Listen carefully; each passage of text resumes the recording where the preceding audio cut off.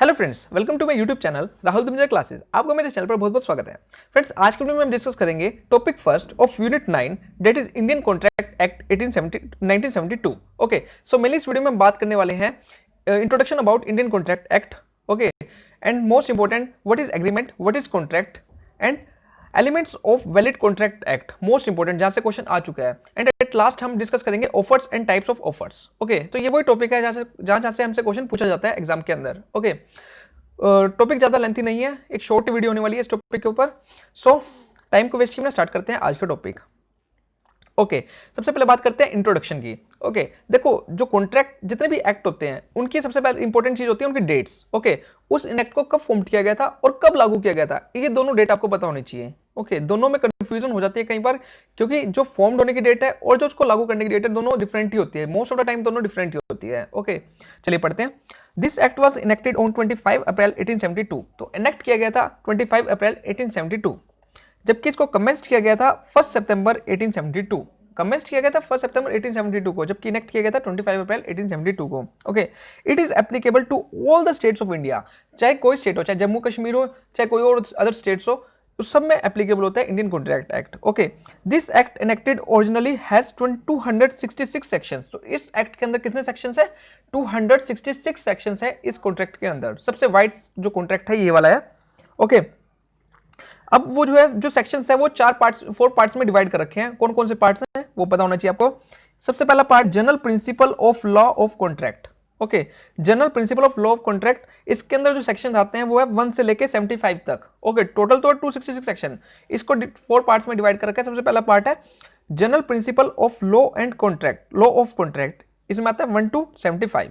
फिर आता है contract relating to sale of goods, section 76 to 123 जो कवर कर रखे हैं वो है contract relating to sale of goods. तो सेल ऑफ गुड्स कॉन्ट्रैक्ट के जो सेक्शन है वो है 76 से लेके 123 तक।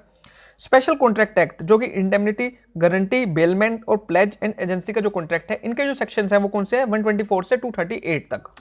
फिर उसके बाद जो बचे कॉन्ट्रैक्ट रिलेटिंग टू पार्टनरशिप, तो पार्टनरशिप से रिलेटेड कॉन्ट्रैक्ट जो है रिमेनिंग 239 से लेकर 266 तक। तो ये मैच ऑफ द फ्लोइंग में आ सकता है, इन चीजों को आपको याद रखना है। ओके, चलिए अब बात आती है कि सर एग्रीमेंट और कॉन्ट्रैक्ट जनरली क्या होता है। नॉर्मली टाइम से अगर बात करी जाए तो हम इन दोनों के एक साथ मान के चलते हैं। एग्रीमेंट कर लो, अब हमारे बीच में एग्रीमेंट हो गया या कॉन्ट्रैक्ट हो गया, इन दोनों नॉर्मली इन चीज़ों को क्या करके चलते हैं, सेम ट्रीट करके चलते हैं, लेकिन दोनों में बहुत ज़्यादा डिफरेंस है। अब एग्रीमेंट क्या होता है? An agreement usually informal, generally informal होते हैं एग्रीमेंट्स, ठीक है, बिटवीन 2 और more party that is not enforceable by law. अब एग्रीमेंट्स क्या है? मान लो मैंने अपने फ्रेंड को कहा, ओके, मैंने अपने फ्रेंड को कहा भाई अगर तू पार्टी देगा, बर्थडे पार्टी देगा तभी मैं तेरे को गिफ्ट दूंगा। ओके, अगर तू बर्थडे पार्टी देगा तो मैं तेरे को गिफ्ट दूंगा। जनरली ये क्या है, हम दोनों ने क्या कर लिया, एग्रीमेंट कर लिया, इनफॉर्मल एग्रीमेंट कर लिया कि भाई अगर तूने पार्टी नहीं दी ना तो मैं तेरा बर्थडे गिफ्ट भी नहीं दूंगा। ओके, ये सिर्फ एक एग्रीमेंट है। यहाँ पे ऐसा नहीं है कि अगर मैं उसको गिफ्ट देने नहीं गया, अगर उसने पार्टी दे दी और गलती से मैंने उसको गिफ्ट नहीं दिया तो वो मेरे ऊपर केस कर देगा, 336 की धारा लगा देगा कि हाँ भाई इसको चलो कोर्ट में लेके चलो। ऐसा थोड़ी ना होगा, just it's an informal agreement. Okay, जबकि जो कॉन्ट्रैक्ट होता है, कॉन्ट्रैक्ट क्या होता है? Enforceable by law. यहाँ पे लीगल ऑब्लिगेशन आ चुकी होती है, ठीक है। जैसे कि मान लो मैंने किसी से लैंड खरीदी, ओके, लैंड खरीदी तो हम कहते हैं कि रजिस्ट्री करवा लो, ठीक है। अब ये क्या है, एक रजिस्ट्री करवाने के बाद एक क्या हो जाता है, इसमें लीगल बाइंडेशन हो जाती है। ओके, कि अगर मान लो कि उसने कल को कब्जा कर लिया तो मैं उसके ऊपर केस कर सकता हूं कि भाई ये तो लैंड तो मेरे नाम पे हो चुकी है, मैंने तेरे को पैसे दे दिए थे, मैंने तेरे को कंसीडरेशन दे चुका हूं, ठीक है। तो this is the contract. I hope आपको क्लियर हो गया होगा। सो कॉन्ट्रैक्ट के अंदर एनफोर्सिबिलिटी आ जाती है लॉ की। All agreements not enforceable by law is said to be void. अगर एग्रीमेंट लॉ से एनफोर्सेबल नहीं है, अगर उसमें लीगल बाइंडेशन नहीं है, तो वो क्या है? वॉइड है। वॉइड का मतलब क्या है कि एग्रीमेंट जो है एनफोर्स मतलब कि लॉ के अकॉर्डिंग मतलब लॉफुल नहीं है। ओके, इट्स वॉइड है। Hence, all contracts are agreement, but all agreements are not contracts. Same ये क्वेश्चन आ चुका है, assertion reasoning में क्वेश्चन आ चुका है, लास्ट 2019 में ही आया हुआ है। तो ये भी चीज आपको याद रखनी है। देखो, ऑल कॉन्ट्रैक्ट्स आर एग्रीमेंट, सारे के सारे कॉन्ट्रैक्ट्स एग्रीमेंट होते हैं, क्योंकि पहले एग्रीमेंट होता है उसके बाद ही कॉन्ट्रैक्ट होता है। अगर एग्रीमेंट के अंदर आप एनफोर्सेबिलिटी लाओगे, लीगलिटी लाओगे, तभी वो कॉन्ट्रैक्ट बन जाएगा। So all contracts are agreement, सारे के सारे कॉन्ट्रैक्ट्स एग्रीमेंट होते हैं, but all agreements are not contracts. अगर मान लो मैंने बर्थडे पार्टी के लिए एग्रीमेंट करा, बट ये कॉन्ट्रैक्ट थोड़ा ना बना, सिर्फ ये जस्ट एन एग्रीमेंट। अगर मैं गिफ्ट नहीं लेके गया, कौन सा वो मेरे ऊपर कोई केस ठोकने वाला है, ठीक है। तो ये बात होगी। ओके, आई होप आपको क्लियर हो गया होगा एग्रीमेंट क्या होते हैं और कॉन्ट्रैक्ट्स क्या होते हैं। ये था बेस। चलिए अब है एसेंशियल ऑफ वैलिड कॉन्ट्रैक्ट। अगर मुझे वैलिड कॉन्ट्रैक्ट करना है किसी के साथ, कि मेरा कॉन्ट्रैक्ट वैलिड हो तो उसके क्या क्या एलिमेंट्स होने चाहिए, एसेंशियल एलिमेंट्स कौन कौन से होने चाहिए। सबसे बड़ी चीज़ है ऑफर एंड एक्सेप्टेंस। ओके, अब मान लो कि एक पार्टी ने मुझे ऑफर करा कि भाई तू मेरी लैंड खरीद ले 50,000 के बदले, ठीक है, मैंने उसका ऑफर एक्सेप्ट ही नहीं करा, क्या हमारे बीच में कॉन्ट्रैक्ट हो गया? नहीं। अगर कहीं से ऑफर आ रहा है तो उसके साथ में एक्सेप्टेंस भी होनी चाहिए, मतलब कि दोनों पार्टी रजामंदी होनी चाहिए, दोनों पार्टी की रजामंदी होनी चाहिए, तभी क्या बनता है, कॉन्ट्रैक्ट वैलिड होता है। ओके, दूसरा है intention to create legal relationship. देखो, अगर मैं कोई कॉन्ट्रैक्ट कर रहा हूं उसके अंदर लीगल रिलेशनशिप की क्या होनी चाहिए, इंटेंशन होनी चाहिए। अब मान लो मैंने बर्थडे पार्टी वाला एग्जांपल लिया था कि अगर तुम मुझे पार्टी दोगे तभी मैं तुमको गिफ्ट दूंगा, तो क्या यहाँ पे आपको लग रहा है कि इंटेंशन है कि यहाँ पे लीगल रिलेशनशिप क्रिएट कर सकते हैं? नहीं, यहाँ पे तो लीगल रिलेशनशिप क्रिएट हो ही नहीं सकता। ओके, तो इंटेंशन होना बहुत ज्यादा जरूरी है। Consideration, there must be a consideration. Okay, consideration का मतलब क्या है, अगर मान लो कि एक कस्टमर सेलर से कुछ सामान खरीदता है तो सेलर के, मान लो मैंने किसी फर्नीचर शॉप पे गया, मैंने वॉशिंग मशीन खरीदी 10,000 रुपए की थी, 10,000 रुपए के साथ उसने कहा 1 साल की गारंटी है, ठीक है, हमारे बीच में कॉन्ट्रैक्ट हो गया कि 1 साल में खराब होगी तो मैं देगा, लेकिन 10,000 की मशीनरी खरीदने के बजाय मैंने उसको 10,000 पे भी तो करे हैं, तो there is a consideration that is 10,000 rupees. Okay, so इसका मतलब अगर आप कॉन्ट्रैक्ट कर रहे हो तो साथ साइड बाय साइड कुछ कंसिडरेशन भी होगी।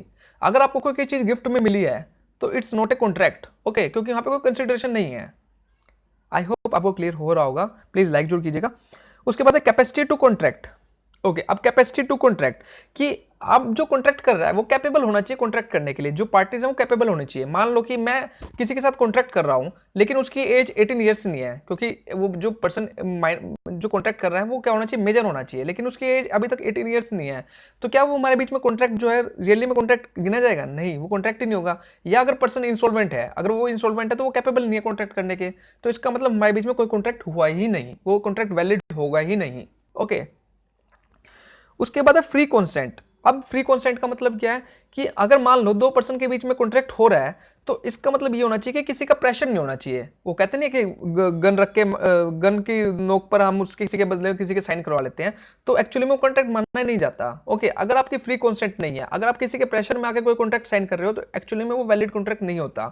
ओके, तो यहाँ पे फ्री कॉन्सेंट होना बहुत ज्यादा जरूरी है। लीगलिटी ऑफ ऑब्जेक्ट, अगर आप किसी ऑब्जेक्ट के बेस पे कॉन्ट्रैक्ट कर रहे हो तो वो ऑब्जेक्ट लीगल होना चाहिए। मान लो कि मैं किसी को प्रॉपर्टी बेच रहा हूं लेकिन वो अभी तक वो प्रॉपर्टी मेरे नाम पे है ही नहीं, बट मैं फिर भी किसी थर्ड पर्सन को बेच रहा हूं, क्या वो लीगल होगा? नहीं, कभी भी नहीं होगा, क्योंकि वो प्रॉपर्टी मेरे नाम पे है ही नहीं, तो मैं किस बेस पे कॉन्ट्रैक्ट करूंगा? तो there must be legality of object, तो ऑब्जेक्ट क्या होना चाहिए, लीगल होना चाहिए। Possibility of performance as writing and registration, तो कॉन्ट्रैक्ट ऐसा होना चाहिए जिसको हम परफॉर्म कर सके। मान लो मैंने आपको कह दिया कि कल भाई अर्थक्वेक आएगा, इसके ऊपर हम कॉन्ट्रैक्ट करते हैं कि कल अर्थक्वेक आया तो 50,000 तू मेरे को देगा, अगर नहीं आया तो मैं तेरे को दूंगा, तो ये क्या कॉन्ट्रैक्ट होगा? यहाँ हमारी परफॉर्मेंस नहीं है, यहाँ कोई पॉसिबिलिटी थोड़ी ना कि आया नहीं आया, इस चीज बेस पे हम कभी कॉन्ट्रैक्ट नहीं कर सकते। कॉन्ट्रैक्ट वो होता है जो हम पॉसिबल है कि परफॉर्म कर सके। ओके, मान लो मैं आपका घर बनवा रहा हूँ, घर बनवाने के लिए मैंने कहा कि अब इसको 5 साल लगेंगे, आप 5 साल का कॉन्ट्रैक्ट कर लो, अगर 5 साल में नहीं बनेगा तो मैं आपको सारे पैसे लौटा दूंगा। यहाँ पे पॉसिबिलिटी है कि मैं परफॉर्मेंस को पूरी कर लूंगा अपने 5 साल के अंदर अंदर, तो ये कॉन्ट्रैक्ट है, वैलिड कॉन्ट्रैक्ट है। ओके, तो इन चीजों को आपको याद रखना है। चलिए अब बात करते हैं ऑफर, टाइप्स ऑफ ऑफर। तो कई बार इसके ऊपर क्वेश्चन आ चुका है, क्वेश्चन ऑफर के ऊपर, ठीक है। अभी कुछ टाइप्स होते हैं ऑफर के, इनके बारे में आपको पता होना चाहिए। एक होता है एक्सप्रेस ऑफर। एक्सप्रेस नाम से कुछ सजेस्ट हो रहा है, एक्सप्रेस, मैं कुछ किसी चीज को एक्सप्रेस कर रहा हूं। When offer is given to another person either in written or oral, अगर आप रिटर्न या ओरल फॉर्म में किसी दूसरे पर्सन को ऑफर दे रहे हो कि भाई तू मेरा घर खरीद ले, मैं किसी को लिख के दे रहा हूँ या किसी को ऐसे ओरल वे में कह रहा हूँ, तो ये क्या है, एक एक्सप्रेस ऑफर है, ठीक है, मैं एक्सप्रेस करके कह रहा हूँ। एक होता है इम्प्लाइड। इम्प्लाइड ऑफर किसको कहते हैं, जहां पे मैंने किसी को एक्सप्रेस नहीं किया, ना मैंने लिख के दिया ना मैं बोल के करा। फिर आप कहोगे सर ये कैसे हो सकता है, आपने जब लिखा ही नहीं ना बोला तो आपके बीच में कॉन्ट्रैक्ट कैसे हो सकता है? तो इसको कहते हैं इम्प्लाइड ऑफर। अब पढ़ते हैं इसके बारे में।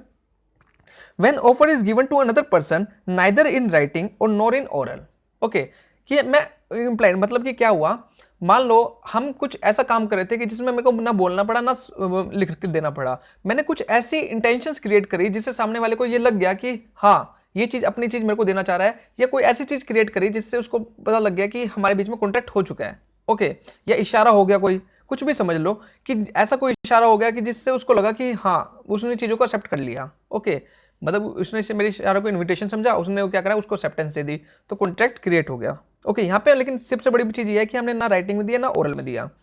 उसके बाद स्पेसिफिक ऑफर। स्पेसिफिक ऑफर मतलब कि स्पेसिफिक पर्सन के लिए। ओके, उसके बाद जनरल ऑफर। जनरल ऑफर क्या होता है, general offer when offer is given to entire world at a large, जब मैं एक जनरल चीज क्या है जो सबके लिए होती है।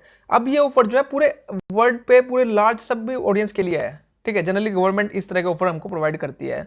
Okay, when offer is made at the two entire world at large. Okay, cross offer कौन सा होता है? when both the persons are making identical offer to each other in ignorance of other offers। Okay, मान लो मैंने एक, यहाँ पे 3 person है, एक ए है, एक बी है, एक सी है। ओके, ए ने बी की कार खरीदनी थी, लेकिन ए ने डायरेक्ट बी से ना पूछ के, सी उसका बीच में दलाल था, उसको कहा कि भाई मेरे को बी की कार खरीदनी है, तू कमीशन ले लियो, वो कार मेरे को दिवा दे। ओके, लेकिन क्या हुआ, कुछ टाइम बाद ए और बी को भी क्या करनी थी, कार सेल करनी थी। ओके, बी ने भी सी उसको कहा, सी को कि भाई मेरे को कार सेल करनी है, कोई परचेजर हो, कोई बायर हो तो मेरे को बता दे। ओके, लेकिन थोड़े दिन बाद उन दोनों को पता लग गया कि हम दोनों ने कार सेल करनी है, तो उन्होंने क्या करा, सी को हटाई दिया अपने पास से, दोनों ने आपस में कॉन्ट्रैक्ट कर लिया।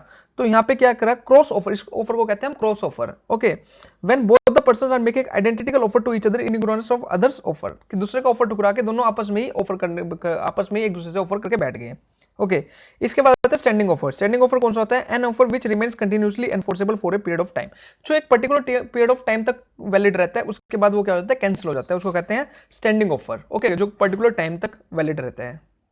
ओके, आई होप आपको क्लियर हो गया होगा।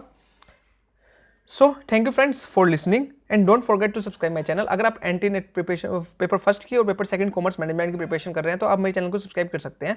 आने वाले टाइम में बहुत ज़्यादा हेल्पफुल रहेगा आपके लिए। Hit like if you enjoy the video. आपका एक लाइक कहीं ना कहीं मुझे मोटिवेट करेगा, प्लीज़ लाइक जरूर कीजिए करें। Follow me on Unacademy if you are preparing for UGC NET commerce. अगर नेट कॉमर्स की प्रिपरेशन कर रहे हो तो मुझे अनअकैडमी पर भी फॉलो कर सकते हो। ऑलरेडी मैं 4 यूनिट्स वहाँ पर डाल चुका हूँ। सो thank you friends for watching.